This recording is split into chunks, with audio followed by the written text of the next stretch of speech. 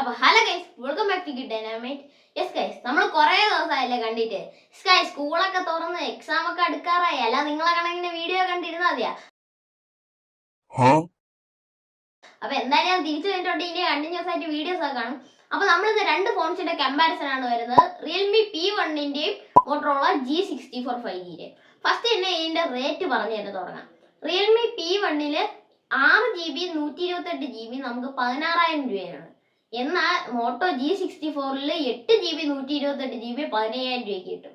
മാത്രമല്ല നമ്മളെ Moto G64 6000 mAh battery 33 വാട്ടിന്റെ ടർബോ പവർ ചാർജിങ് സപ്പോർട്ട് ചെയ്യും. പക്ഷേ നമ്മളെ റിയൽമി P1ലോട്ട് വരികയാണെങ്കിൽ 5000 mAh 45 വാട്ടിന്റെ സൂപ്പർ ബുക്ക് ചാർജിങ് ആണ്. പിന്നെ നമ്മളെ മോട്ടോറോള G64ല് ഗൊറില്ല ഗ്ലാസ് 3യുടെ പ്രൊട്ടക്ഷൻ എങ്കിലും ഉണ്ട്. പക്ഷെ റിയൽമി P1ല് റിയൽമി വലിയ പ്രൊട്ടക്ഷൻ ഉള്ളതായിട്ടൊന്നും പറഞ്ഞിട്ടില്ല. പിന്നെ ഗൈസ്, എനിക്ക് ആകെ മോട്ടോയിൽ വേണമെന്ന് തോന്നിയത് മോട്ടോറോളയിൽ 120Hz full HD plus IPS LCD display ആണ്. പക്ഷെ നമ്മൾ റിയൽമി P1ലോട്ട് വരികയാണെങ്കിൽ 120Hz AMOLED ഡിസ്പ്ലേ വരുന്നുണ്ട്. പിന്നെ 192 ഗ്രാമാണ് മോട്ടോറോളയുടെ വെയിറ്റ്. പക്ഷെ നമ്മളെ റിയൽമി P1ല് 188 ഗ്രാമിന്റെ വെയിറ്റേ വരുന്നുള്ളൂ. രണ്ടിൽ സ്റ്റീരിയോ സ്പീക്കേഴ്സ് ഒക്കെ വരുന്നുണ്ട്. പക്ഷെ ഡോൾബി അറ്റ്മോസിന്റെ സപ്പോർട്ട് നമ്മളെ മോട്ടോറോള G64 5Gയിൽ മാത്രമേ വരുന്നുള്ളൂ. ഓക്കെ ഗൈസ്, പിന്നെ നമ്മളെ ക്യാമറയിലോട്ട് വരികയാണെങ്കിൽ രണ്ട് ഫോൺസിലും 50 മെഗാപിക്സലിന്റെ പ്രൈമറി ക്യാമറയാണ്. പക്ഷെ മോട്ടോറോളയിൽ 8 മെഗാപിക്സലിന്റെ ഒരു അൾട്രാ വൈഡ് വരുന്നുണ്ട്. റിയൽമി P1ൽ ആർക്കും വേണ്ടാത്ത ഒരു 2 മെഗാപിക്സലിന്റെ മോണോ ക്യാമറയാണ് വരുന്നത്. പക്ഷെ റിയൽമി P1ൽ 4Kയിൽ 30 FPS വരെ ഷൂട്ട് ചെയ്യാൻ പറ്റും. പക്ഷെ നമ്മളെ മോട്ടോയിൽ 1080p 60 FPS ഷൂട്ട് ചെയ്യാൻ പറ്റും. പക്ഷെ ഉള്ള ഗുണം എന്ന് പറഞ്ഞാൽ മോട്ടോറോളയിൽ OIS ഉണ്ട്, പക്ഷേ റിയൽമി P1ൽ OIS ഇല്ല. എന്തൊക്കെ ക്വാളിറ്റി ഉണ്ടെന്ന് പറഞ്ഞാലും സ്റ്റെബിലൈസേഷൻ ഉള്ള ഒരു വീഡിയോ കാണാണ്ട സുഖം അത് പറഞ്ഞറിയിക്കാൻ പറ്റൂല.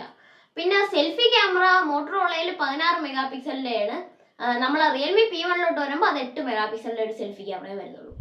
പിന്നെ നമ്മൾ ചിപ്സെറ്റിലോട്ട് വരികയാണെങ്കിൽ മീഡിയടെക്കിന്റെ ഡിമെൻസിറ്റി 7025 ചിപ്സെറ്റ് ആണ് മോട്ടോയിൽ വരുന്നത്. റിയൽമി P1ൽ വരുന്നത് മീഡിയടെക്കിന്റെ ഡിമെൻസിറ്റി 7050 ചിപ്സെറ്റ് ആണ്. പിന്നെ നമ്മളെ ഇൻഡിസ്പ്ലേ ഫിംഗർ പ്രിന്റ് സ്കാനർ ആണ് നമ്മളെ റിയൽമി P1ൽ വരുന്നത്. അത് എനിക്ക് അത്യാവശ്യം ഇഷ്ടപ്പെട്ട ഒരു കാര്യമാണ്. ഈ സെഗ്മെന്റിൽ അവർ ഇൻഡിസ്പ്ലേ ഫിംഗർ പ്രിന്റ് കൊടുത്തു. പക്ഷെ നമ്മളെ മോട്ടോറോളയിൽ side mounted fingerprint scanners ആണ് വരുന്നത്.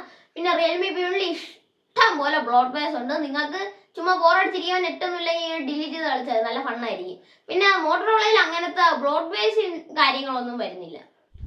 പിന്നെ നമ്മൾ റിയൽമി P1ൽ 9 5G ബാൻഡ്സേ വരുന്നുള്ളൂ. പക്ഷെ നമ്മൾ അതേസമയം മോട്ടോറോളയിൽ 14 5G ബാൻഡ്സ് വരുന്നുണ്ട്.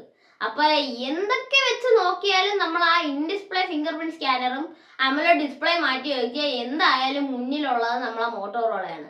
അപ്പൊ എന്റെ പ്രിഫറൻസ് എന്തായാലും മോട്ടോറോള ആയിരിക്കും. പിന്നെ നിങ്ങളുടെ ഇഷ്ടമാണ്, നിങ്ങൾക്ക് ചൂസ് ചെയ്യാം. നിങ്ങൾ ഇച്ചിരി കൂടെ ഗെയിമിംഗ് പ്രിഫറൻസ് ചെയ്യുന്ന ഒരാളാണെങ്കിൽ റിയൽമി P1 എടുക്കാം.